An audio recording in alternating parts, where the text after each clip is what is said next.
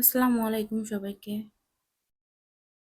আপনারা সবাই আজকে আমার রান্না দেখে বলবেন যে আজকে আমার বাসায় বেগুন দিবস নাকি। আজকে বেগুনের রেসিপি করা হয়েছে। তা আমার বড়ি খাইতে মন চাইছে।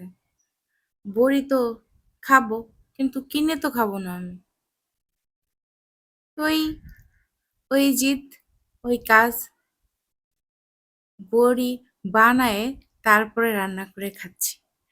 তো আমি তো ইলিশ মাছটা ভেজে নেই না সচরাচর।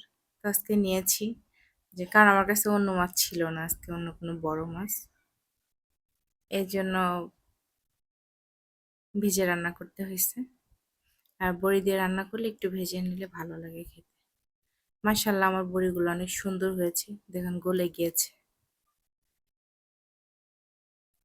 সবাইকে শুভ দুপুর।